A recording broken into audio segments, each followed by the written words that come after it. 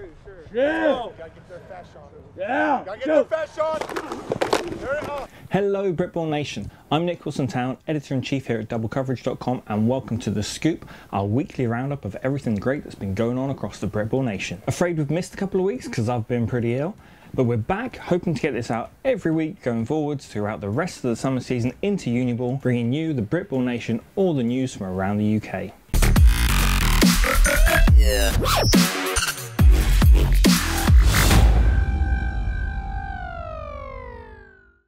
In the fortnight we've been away, we saw the GB Lions women kick off their GoFundMe campaign, funding their trip over to Canada for the Women's World Championships. It's a great opportunity for our women's game, which has shown so much growth over the past few years, to compete at a truly world-class international level. But to get there, they're going to need your support. They've done the hard part, they've won the games, they've earned their spot at the tournament, but they're not just asking for your contributions, they're earning it as they lift, run, bike, swim, sweat their way to Canada and back again, and at this rate, back again. And hopefully you feel it's a worthy cause that even if you can't contribute yourself, you can go and share the page, push it to your Facebook friends, over Twitter, wherever you want, and give those guys that extra reach to get the money they need to make this possible. Obviously the big NFL news over the past couple of weeks was the NFL draft, where two British-born ballers were selected. Safety Obi Melifonwu was selected in the second round, and lineman Jermaine Illuminor was selected in the sixth round by the Baltimore Ravens, which means he'll actually have the opportunity to play in front of a London crowd this summer when the Ravens take on the Jaguars. On top of this, we learned just yesterday that Francis Callan has been signed by the Pittsburgh Steelers as an undrafted free agent. And big Britballer news was that Alex Jenkins, who began his football career with the Bristol Academy Pride and Bristol Aztecs, has been selected by as yet unnamed NFL team. We've been really lucky to be able to get some content with Alex and go to his D-line camp last week, and we're hoping over the next few weeks, as we learn more about Alex's situation, to bring you lots and lots of info there so we can help inspire that next generation of British ballers who want to make that transition to the biggest stage. Obviously, alongside the domestic game this weekend, we saw the London Warriors head over to Sweden to take on the Karlstad Crusaders. The Warriors were coming in as big underdogs into this game, ranked 19 in the American Football International power rankings for Europe, whereas the Karlstad Crusaders were coming in at number 7 slot. All in all, it wasn't the best game for the Warriors. They competed well through the majority of the fixture, but early on and in the fourth quarter, they didn't have answers, particularly to the pace and versatility of imported wide receiver, former NCAA Div 1's Alpha Jallo, who scored on the very first offensive play of the game for the Crusaders. Even so, we're sure the Warriors themselves found it a great learning experience, and it's just awesome to actually see some international balling still going on despite the mess that international football is at the moment. This brings us on to game day news, and between under 17, under 19, adult, associate and the NEFL game with the Warriors, we had nearly 50 games of American football going on across the Britball Nation this past weekend. However, one of the great things about having nearly 50 games is there were so many 50 burgers. In the adult leagues, we saw the Tamworth Phoenix stomp 52 points on the Lancashire Wolverines in their season openers, and down in Division 2, the Hertfordshire Cheetahs put up their third 50 burger in 4 games as they took a 54-0 win over the Maidstone Pumas. As we'll discuss in a bit, we have 4 under 17 tournaments taking place this weekend, and in 3 of them we managed to see 50 burgers. The Black Country Vipers impressed in their first ever tournament, going 3-0 and also putting 70 points up against another newcomer to the league, the Eton Jaguars. Meanwhile, in the south, the Cobham Cougars Blue squad continued the success that the Cougars had last year by putting a 51-0 shutout against the Bedfordshire Blackhawks, and similarly the East Kilbride Pirates put up a 50-0 shutout win against the Edinburgh Wolves up in Scotland. In fact, in each of the 4 under 17 tournaments that took place at the weekend, we saw a team go 3-0, with the Black Country Vipers emerging on top in the Central Conference, East Kilbride Pirates going 3-0 up in Scotland, East Kent Mavericks surprising with a 3-0 start to their season in the South East, and the Cobham Cougars Blue impressing with 3 dominant performances in the South. In the under 19 game, we saw 4 fixtures, with the standout performance being the Manchester Titans nearly putting up a 50 burger of their own as they won a 48-0 victory over the Merseyside Nighthawks.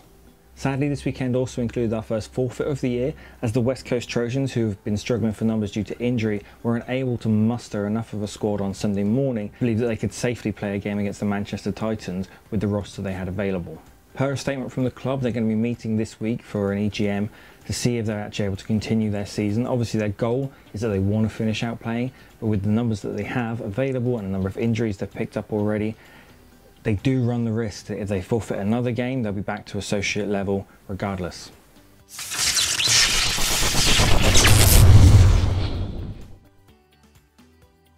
to the adult leagues, and we saw so much great balling that we're only going to be able to touch on the very, very tip top of the iceberg of great games going on this weekend. 4 games in the Prem with 2 easy victories, Tamworth stomping a 50 burger on the Lancashire Wolverines, while the Blitz took a comfortable win away from the Bury Saints. The remaining 2 games in the Prem North, however, were absolute corkers as the Battle for Scotland round 2 took place, Edinburgh Wolves leading for the majority of the fixture, only to fall in the 4th quarter once again as the East Kilbride Pirates came behind for the 3rd straight time to get themselves back into the game in the 4th and emerge victorious with a 20-15 win. Meanwhile, a winless Sheffield Giants side took on the Merseyside Nighthawks, who had not come into the season looking as great as we expected them to, considering they went to playoffs last season.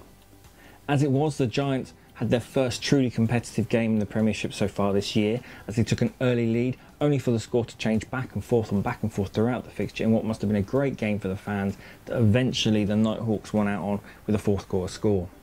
To Division 1, and we saw an upset as the newcomers to the tier, the Oxford Saints, defeated a previously undefeated Ouse Valley Eagles side with a huge second half performance that makes Oxford look suddenly competitive in this tier after they looked well off the pace in their opener against the Sussex Thunder. But of course the game everyone wants to talk about was in the NFC 1 South, where the Leicester Falcons travelled to Sandwell to take on the undefeated Sandwell Steelers, who had 2 shutouts on the year so far, were hot favourites for promotion and sat atop our power rankings. Now fair enough, we weren't expecting Sandwell's perfect defensive performance so far this year to necessarily survive this game, but when the Falcons took a 21-0 lead in the 1st quarter, suddenly things looked very sketchy for the Steelers. Still trailing at the half, something clearly clicked for Sandwell during the half-time speeches as they came back into the game in the second half, consistently bringing it back within a score, only for Leicester to take it another score ahead. Come the 4th quarter, they had the opportunity to tie the game up at 35-all if they could just put the ball through the post on a PAT, but with the kick blocked and Leicester scoring a safety, suddenly it was a 3-point difference with time running out. As it was, however, the D stepped up, got the necessary stop, gave the Steelers one last chance,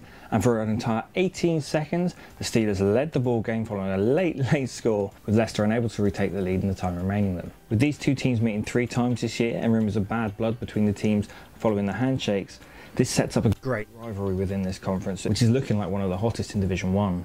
To Division 2, and we saw a return to form for the Berkshire Renegades, who put the first loss of the year on the Portsmouth Destroyers, while the Hertfordshire Cheetahs and Wembley Stallions kept their unbeaten streaks alive and are both looking like really hot picks for the top spot in Division 2 South this year. And that's been our whirlwind tour of the Britball Nation for the past week. Remember, if you like these videos, to go like them on YouTube, subscribe to our channel if you haven't already, and make sure you get the word out there by giving these a share on Facebook, a retweet on Twitter, or however else to make sure you're helping to grow the game. Remember, everything we do at DC we bring you for free, but we really could do with your support to make sure we're able to keep doing so.